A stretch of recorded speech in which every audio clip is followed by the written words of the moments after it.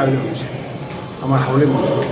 ঠিক তেনেকুৱাকৈ হাউলি মণ্ডলে হওক, বৰপেটাতে হওক বা গোবৰ্ধনে হওক বা মণিপুৰে হওক বা চকটকা হওক বা বজালীৰে, এতিয়া প্ৰত্যেকটো মণ্ডলত এতিয়া ল'ৰা বা পুৰুষৰ বক্তৃতা প্ৰতিযোগিতা চলি আছে, মহিলাৰো চলি আছে। উদ্দেশ্য হৈছে যে প্ৰতিটো মণ্ডলৰ পৰা যাতে আমি অতি কমেও 5গৰাকীকৈ যাতে মহিলাই যাতে আমি নিৰ্বাচিত কৰি দেশৰ কাৰণে যাতে সাজু কৰিব পাৰোঁ।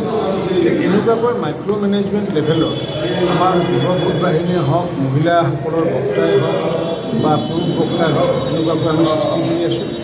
আৰু এনেকুৱা সৃষ্টি কৰি আগন্তুক যি নিৰ্বাচন, এই নিৰ্বাচনৰ কাৰণে আমি সাজু হৈছোঁ।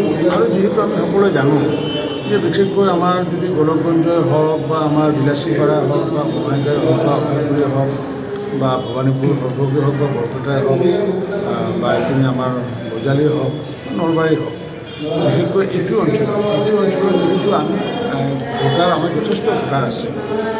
গতিকে এই ভোটাৰবিলাকক আমি এটাই কথা আমাৰ কাৰ্যকৰ্তাসকলক আমি জনাইছোঁ যে তেওঁলোকে যাতে ৰাইজক যাতে ভোট দিয়া কথা কোৱাৰ পৰিৱৰ্তে যাতে লাগি দিয়াৰ বিষয় যাতে কয়। কাৰণ কিয় ভোটাৰ যিহেতু আমি হাজাৰ যোৱাবাৰ যেনেকুৱা সৰ্ব সমষ্টিত আমি ৮৬,০০০ ভোট পাইছোঁ।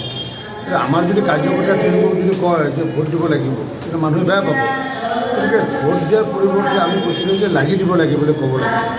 আৰু লাগি দিব লাগিব যিহেতু আমি সাধাৰণতে লিখিত ৰূপত আমি সেইটোৱে কওঁ যে বিয়াখন আহিছে বা আমাৰ এইবাৰ আহিছে, আমাৰ যিহেতু নিৰ্বাচন আহিছে, গতিকে সকলোৱে লাগি দিব লাগিব বা লাগিব দেই, এনেকৈ কোৱা হয়। আমাৰ যিহেতু এইপিনে আমাৰ যিটো বজালী জিলাতে হওক বা বৰপেটা, বঙাইগাঁও বা ধুবুৰী, লিখিত ভাষাত যেতিয়া আমি কওঁ তেতিয়া মানে মানুহে বেছি হাৰ্ট কেটচি হয়। তো যাৰ কাৰণে আমি এইটো প্ৰতিটো ভাষাত আমি কওঁ যে লাগবা লাগিব, নিৰ্বাচন আছে ভাই লাগবা লাগিব দে, গতিকে লাগবা লাগিব। আৰু এই লাগবা লাগিবটো যদি আমি বঙালীত কওঁ তেতিয়া লাগতে লাগিব।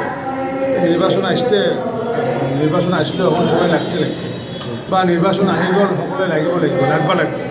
এই লাগবা লাগিব শব্দটো মই যেতিয়া কৈ দিলোঁ আমাৰ যুৱ ভোট বাহিনী, তাৰপিছত এতিয়া মানুহৰ মুখে মুখে এটা চলি আছে যে লাগবা লাগিব, নিৰ্বাচন আহিছে সকলোৱে লাগবা লাগিব।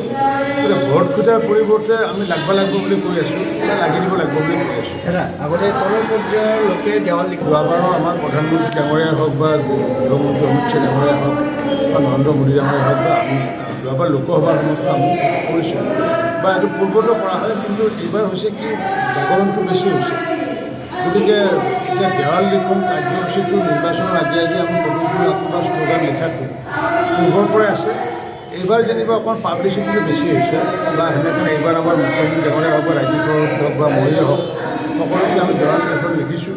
আৰু যিকোনো কাৰ্যকৰ্তা, অকল যে মন্ত্ৰী হ'লে বুলি নহয়, যিকোনো কাৰ্যকৰ্তাই যাতে পদুমপুৰ যাতে আঁকে যে বিকশিত অসমৰ স্বাৰ্থত বিজেপি ভোট দিয়ক, অসমৰ সুৰক্ষাৰ স্বাৰ্থত বিজেপি ভোট দিয়ক, এনেকুৱা বিভিন্ন ধৰণৰ শ্লোগানেৰে আমি এতিয়া যাৰ অনুমতি পাইছোঁ ব্যক্তিগত ঘৰসমূহত, অনুমতিপ্ৰাপ্ত ঘৰসমূহত আমি ইতিমধ্যে দেৱাল লিখন কাৰ্যসূচী আমি চলাইছোঁ। আমাৰ তেনেকুৱা ভাৰতীয় জনতা পাৰ্টীৰ তেনেকুৱা কথা নাথাকে, কাৰণ কি আমি কাৰ্যকৰ্তাই দলে যিটো নিৰ্ধাৰণ কৰে, দলে যদি কয় যে নহয় বদৰপুৰ খেলিব লাগিব, বদৰপুৰ যাব লাগিব, দলে যদি কয় ডিব্ৰুগড় যাব লাগিব, গতিকে দলে প্ৰক্ষেপ কৰে। আমাৰ পাৰ্টীৰ কোনো ধৰণৰ আমাৰ টিকট খোজাৰ ছিষ্টেম নাই বিজেপিৰ, তো দলে প্ৰক্ষেপ কৰে। দলে যাক য'ত প্ৰক্ষেপ কৰে তেওঁ তাতে নিৰ্বাচনত অংশগ্ৰহণ কৰিব।